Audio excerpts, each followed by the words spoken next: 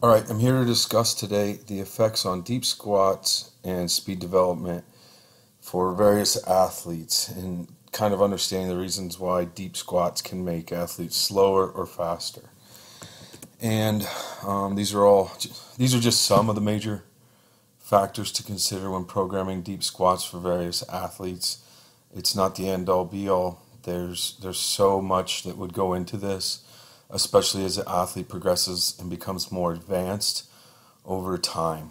Um, but so, in my opinion, the probably biggest reason for changes in speed development, especially let's say a world class sprinter or elite track athlete that runs at top end speed or in the top range of motion, is that the tissue that you're training um, may become too pliable and too flexible.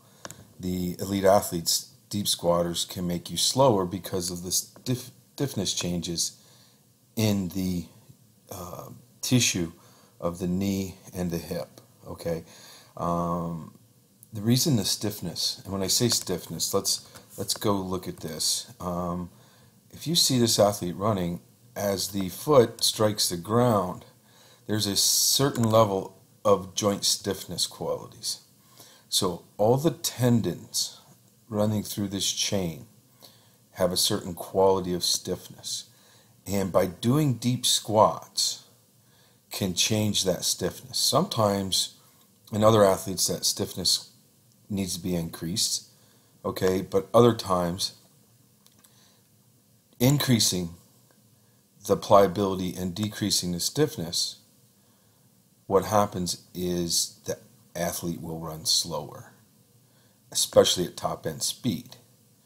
And do you see how specific this position is when that foot strikes? And the reason that's important is because of the free energy return.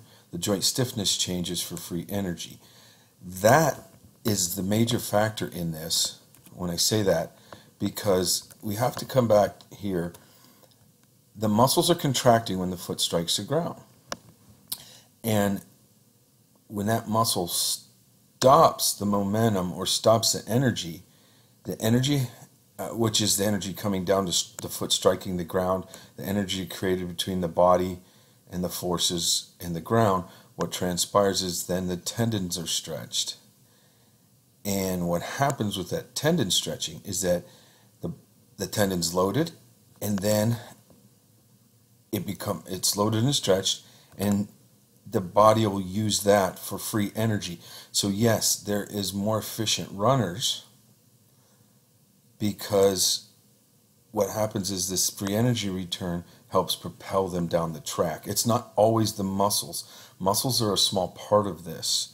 Okay, the best running animals in the world have long tendons. Why? They get a large recovery of free energy when they stride. Okay, so by deep squatting like this, okay, you will change the structure of the tendons because you have an athlete that has very specific structure that he developed through sports specificity. This is why world-class track coaches will say, well, I don't deep squat them, and if they were good, they understood why. Some of them are just lucky and they have the best athletes in the world. But this is what they saw the change in and why they got slower, okay? The joint stiffness qualities is the reason for that free energy return, or lack of it, I should say. Now, this causes a change in co-contraction and co-activation in the muscle coordination, okay? And when I say that, when the athlete runs and there is a very specific action of the muscles and the coordination, this is sports specificity, okay? This co-contraction and the way all these muscles completely up and down the chain function, you have to realize that if you change something, okay, the stiffness of this joint and the tendons, that all these muscles will then change. And this is another reason the athlete gets slower. So I'm not saying for an elite level athlete that you can't back squat them, okay? That's not what I'm saying. I'm saying due to specificity, you have to pull the deep back squats, okay, at some period of time frame. I would say at the latest 8 weeks out for these guys. Now you can still back squat, but I would use a sport specific back squat, or I call it my sports back squat, where they don't go as deep, and we'll address that later in other videos. They don't go as deep because again, you're changing the structure of this tissue.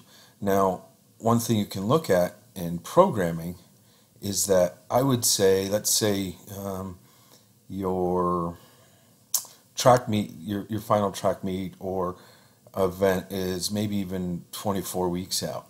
You would program, I may have another sheet here, just let me look quickly.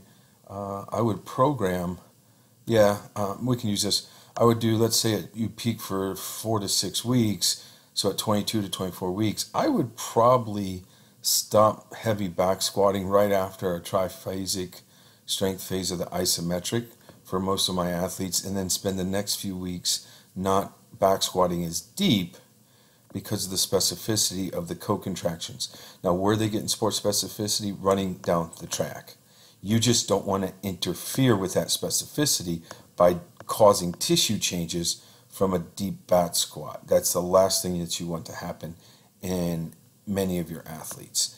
And this is not just track athletes, this is other athletes in considerations. Now, just to be aware of what's going on here with that co-contraction. Now, look,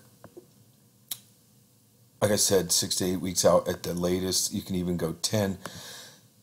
Weak athletes, they're going to get strong no matter what. So if you got young athletes, there's no reason to not back squat them. You can back squat them deeper. I have found, though, once you back squat them deeper and you still pull it 4 to 6 weeks out, that they'll get even better effects of, especially in the top end speed running. And again, this has been known in the track coaches world. Maybe they don't say why, they just know that, hey, they got slower if we kept back squatting them, deep back squatting them. And you hear stories of athletes saying, oh, he back squatted 600. Well, usually it was a half squat, okay, before an event, which causes a huge hormonal response, which was maybe the reasons why he recovered and ran the world's fastest time or ran a lifetime PR. So these are the considerations that you have to have in taking into your programming for your athletes, and just understand what's going on. The specificity range, I would look up the safety bar split back squat. What I'll do is link this underneath the video so that you can click on it.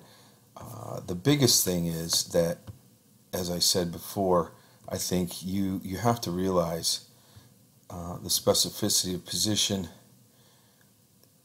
Right here's the deepest they'll get, and you can see that they're roughly at 90, maybe a little bit above 90. So a sprinter coming out of the blocks will rarely ever get below 90. I've never seen one of my athletes in a sport have this leg below 90, okay? So you can train below 90, but there's some point where there's no return, or you're actually hindering because of the tissue problems. So with that being said, again, 4 to 6 weeks out, I've hyperlinked the duration hack here for the triphasic cycle. Will be another video so you can get a better understanding of how to peak your athletes in this regards.